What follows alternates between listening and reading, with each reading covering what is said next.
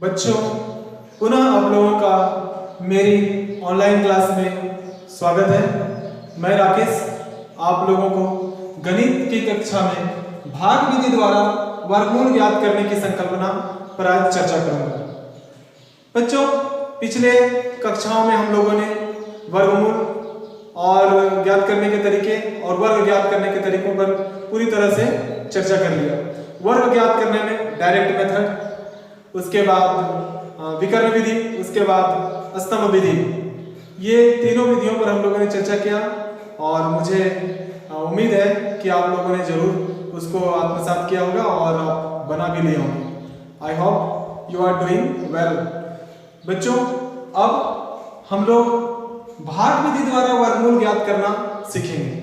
वर्गमूल ज्ञात करने में मैंने एक ही विधि आप लोगों को सिखाया था, वो था अभाज्य गुणनखंड विधि। तो आइए हम लोग भाग विधि द्वारा वर्गमूल ज्ञात करना सीखें।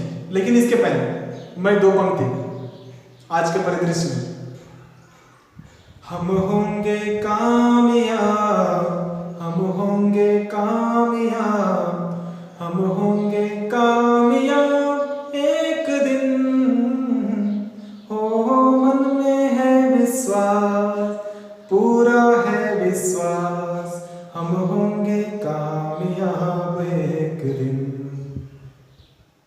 ठीक है, चलिए आगे भाग विधि द्वारा वर्गमूल ज्ञात करना, गणित की कक्षा।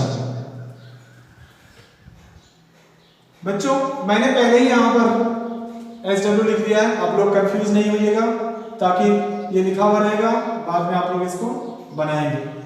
भाग विधि द्वारा वर्गमूल ज्ञात करने के लिए मैं आज दो संख्याएं लेकर के आप लोगों को उनका हल करके अच्छे से बताऊंगा।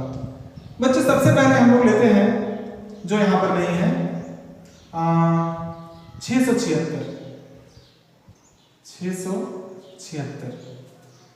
ठीक, इस माध्यम से आप लोग सीख जाएंगे कि किस तरह से भाग विधि द्वारा हम बना सकते हैं, वर्गमूल ज्ञात कैसे कर सकते हैं। इसको मैं मिटा दूं।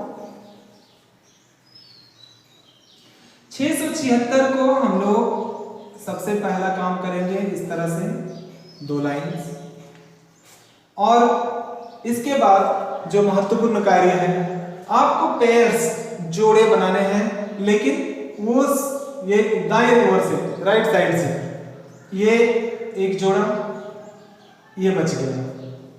बच्चों गौर कीजिएगा, ये अंडरलाइन हम करके रख रहे हैं, लेकिन बाद में मिटा देंगे। 6 बच गया। 6 को आपको डिवाइड करना है, भाग देना है, लेकिन उस संख्या से, जिस संख्या से दीजिएगा उसी से आपको गुना करना है, क्योंकि हम लोग वर्ग और वर्गमूल पढ़ रहे हैं। जैसे मान लीजिए 6 है, बच्चे सोचेंगे कि 5 एकम 5 दे देंगे, या 6 के 6 दे देंगे, या 2 या 6 दे देंगे। ऐसा नहीं, ऐसा बिल्कुल नहीं। यहां पर जिस अंक से आप इसको भाग देंगे, आपको उसी अंक से गुना करना पड़ेगा। जैसे 2 से देंगे तो 2 दूनी 4, 3 से देंगे 3 तिये 9, 4 से देंगे तो 4 चौके 16। तो चूंकि हम लोग जान रहे हैं कि 3 तिये 9 देंगे तो 9 तो 6 से बड़ा हो जाएगा, तो मुझे इससे जस्ट नीचे वाले वर्ग संख्या को खोजना है। तो कौन हो सकता है? 2। 2 को हम लोगों ने खोज लिया। 2 को 2 से गुना करने से 4 होता है। 2 को 2 से, तो 2 यहां लिखेंगे बच्चों, क्योंकि डिवाइड कर रहे हैं तो हम लोग यहां लिखते हैं भागफल को एक तरह से। 2 दूनी 4। आप गौर कीजिएगा, आप इसे भी अच्छे ढंग से सीख जाइएगा, जैसे आप लोगों ने पिछली कक्षाओं में सीखा है। 2 दूनी 4। क्या करना है हमें? इसे हमें घटाना है। 6 में 4 घटेगा, कितना बचेगा? 2। 6 में 4 घटने से कितना बचेगा? 2 बचेगा। और आपका ये जो 76 है, उसके बारे में बाद में बात करेंगे। और एक चीज है, पहले जानकारी ले लें। 2 से चूंकि 2 को गुना किए 4 हुआ। बच्चों, एक महत्वपूर्ण बात है, जितना से हम लोग गुना करते हैं उसको यहां भी लिखते हैं और इससे योग करके नीचे लिखते हैं। जैसे 2 से मैंने डिवाइड किया है तो 2 लिखेंगे यहाँ और इसको योग करके लिखेंगे 2 और 2 4, 2 और 2 4। इसको यहाँ पुनः लिखेंगे। हमको लगता है कि आप लोगों को रोचक लग रहा होगा। मैं फिर से पुनः दोहरा दूं कि 6 को डिवाइड करना है तो हमें इससे छोटा वर्ग संख्या चाहिए। आपका प्रश्न मन में होगा यदि यहाँ पर 4 होता तो 2 दूनी 4, 3 होता तो मैं बता दूं 3 होता तो 1 से देंगे, 1 1 के 1, ठीक है। तो चूंकि यहाँ पर हमें मिल चुका है 2 दूनी 4, क्या क्या करना है, यहाँ पर भी भागफल में 2 लिखना है। 2 से दे रहे हैं तो 2 से योग भी करेंगे, 4 हो गया, शेष आया 2। अब सबसे महत्वपूर्ण कि ये वो सामान्य भाग नहीं है जैसा हम लोग करते हैं विभाजन। यहाँ पर नीचे जो उतर के आएगा वो एक संख्या नहीं, हम लोग क्या करते हैं सामान्य विभाजन में 7 को नीचे लेते आते हैं, लेकिन यहाँ पर पूरा का पूरा जोड़ा, पूरा का पूरा पेयर्स नीचे आएगा 76। मैं कोशिश कर रहा हूँ बच्चों कि आप लोगों को साधारण भाषा में इसको सिखाऊं ताकि आप अपने किताब में जो प्रश्न है उसको आसानी से हल कर सकें। ध्यान दीजिएगा 76, इस भाग में क्या होता है, दोनों संख्याएं नीचे आती हैं, 2 2 करके नीचे आती हैं, कभी भी सिंगल एक डिजिट नीचे नहीं आएगा।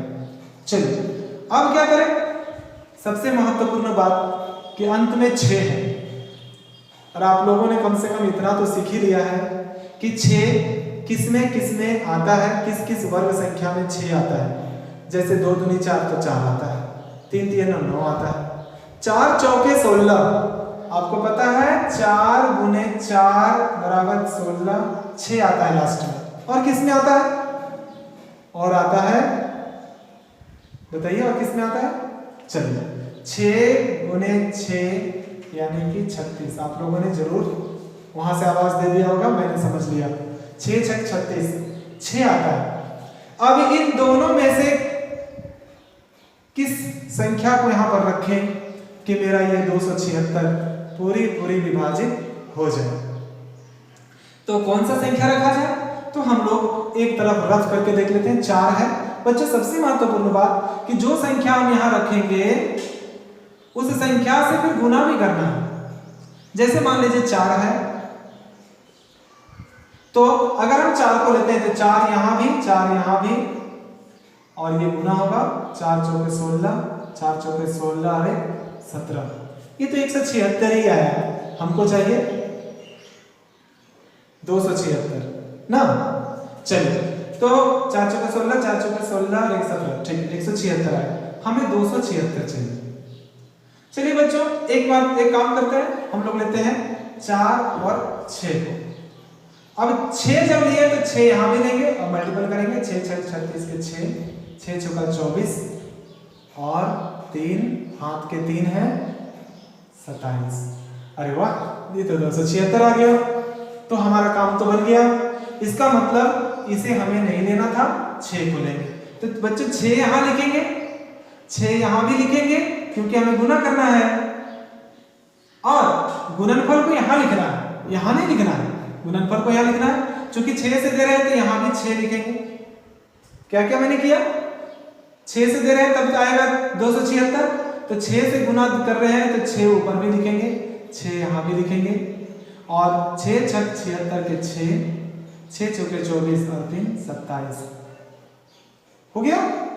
6 में 6 0, 7 में 7 घटेगा 0, 2 में 2 0, शून्य हो गया।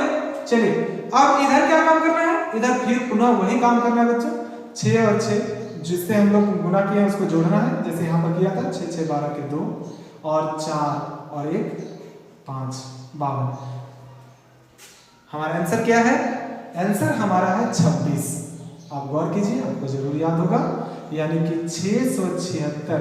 आप लोगों को पता है जब हम वर्गमूल निकालते हैं तो ये चिन्ह देना पड़ता है, ये वर्गमूल का चिन्ह है, अतः क्या हो जाएगा, इसीलिए 676 का वर्ग बराबर कितना हो जाएगा 26, जो आएगा ये हो गया आंसर। ठीक, अब बच्चों ये आपको यदि समझ में आ गया होगा तो मैं यहाँ से डबल एक डिजिट लेकर के आप लोगों को बता दूं। ये 3 डिजिट का था। 3 डिजिट का मैंने इसलिए लिया क्योंकि बहुत सारे बच्चे इस धोखा खा जाते हैं कि जोड़ा लेने के बाद सिंगल बच गया तो मैं क्या करूं, इसलिए अब 4 डिजिट का एक अंक लेकर के मैं आप लोगों को जल्दी से बता देता हूं ताकि आप लोगों को कोई भी कंफ्यूजन ना रहे। बच्चों इन सारी चीजों को मिटा लें पहले हम लोग, और यहीं से ये किताबों के प्रश्न हैं आप लोगों के 8वीं कक्षा के, यहीं से हम लोग ले लेते हैं दूसरे नंबर के 44 89। आप लोग ध्यान दीजिएगा, चूंकि वीडियो ज्यादा बड़ा नहीं होना चाहिए और आपको समझ में भी आ जाना चाहिए, इसलिए मैं इसको जल्दी से बताऊंगा। जोड़ा हो गया 44, गौर कीजिए 5 5 25, 6 6 36, 7 7 49, यानी कि 6 6 36 44 से नीचे आता है तो हम 6 से लेंगे, 6 6 36, अंडरलाइन को हटा दिया जाए 36। और क्या करना है, 14 में 6 गया, 14 में 6 कितना 8, यहां 0 ठीक। 14 कैसे हुआ, क्योंकि मैंने इससे एक कैरी किया। चलिए और इधर फिर से वही पुनः काम करना है। जब आप सीख जाएंगे तो यहाँ 6 लिखने की आवश्यकता नहीं पड़ेगी। जब तक आप नहीं पूरी तरह सीख गए हैं तो आप 6 यहाँ पर लिख लें और इसको योग कर दें, 6 6 12। और जब आप सीख जाएंगे पूरी तरह से तो इसको लिखने की आवश्यकता नहीं, आप डायरेक्टली 12 यहाँ लिख सकते हैं।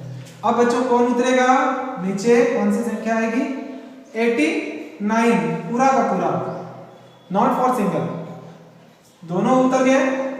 और अब हम क्या करें, फिर से वही 1 से 9 तक अगर आप वर्ग संख्या को जानते हैं तो आपको कोई देर नहीं होगी बनाने में, क्योंकि अंत में 9 है।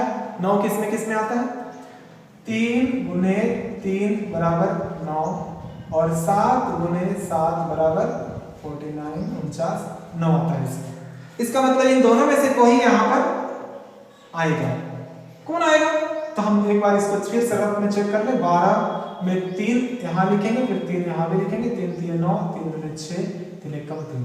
नहीं आया, नहीं आया, इसका मतलब हम लोग क्या करेंगे, हम लोग यहाँ पर 7 को लिखेंगे, फिर यहाँ भी 7, 7 7 49 के 9 हैंड में 6 सॉरी 4, 7 दूनी 14 और 4 18 के 8, हाथ में 1 हैंड में 1 है, 7 1 7 और 1 8। अरे वाह, हो गया ये 889। इसका मतलब 7 मेरा वो संख्या है जो इसे पूरी तरह से डिवाइड करने से 0 आएगा। 7 यहाँ भी लिखेंगे बच्चों, 7 यहाँ भी, और आप पुनः फिर इसको गुना करें, सॉरी यहाँ गुना का चिन्ह देना है। 7 7 49 के 9, 7 में 14 और 4 18 के 8, 7 के 7 8। यहाँ फिर पुनः माइनस करेंगे और सब्ट्रैक्ट करने के बाद 9 में 9 शून्य, 8 में 8 शून्य, 8 में 8 शून्य, ठीक है, शून्य आ गया, मेरा काम समाप्त। यहाँ पर क्या करना है, ऐड कर देना है, 7 7 14 के 4, ठीक, और 2 1 3 और 1। लेकिन महत्वपूर्ण कौन है, हमारा ये 67। और इस प्रकार हम लोग वर्गमूल का चिन्ह देंगे, 4 4 8 9 बराबर, हम डायरेक्टली इसका आंसर 67 लिख सकते हैं, यानी कि 67 का वर्ग 4489 4489 होता है। कंफर्म बच्चों, आप लोग इसे गृह कार्य के रूप में जरूर बना लें। यहाँ सारे प्रश्न लिखे हुए हैं, आप इसे ध्यानपूर्वक देख लें और वीडियो को पॉज करके आप इसे लिख के बना सकते हैं। अगर पुस्तक नहीं है तो, और किताब है तो किताब में आप बना सकते हैं प्रश्नावली 6.4, ठीक है। तो बच्चों आज हम लोगों का भाग विधि के द्वारा हम लोगों ने आज वर्ग तथा वर्गमूल को समाप्त किया है। लेकिन मैं एक चीज बताना भूल गया था अपनी पिछली कक्षाओं में, मैं आप लोगों को बता दूं कि वर्ग को पहचानने का एक बहुत आसान सा तरीका है कि कोई भी वर्ग संख्या के अंत में 2 3 7 या 8 नहीं होता है।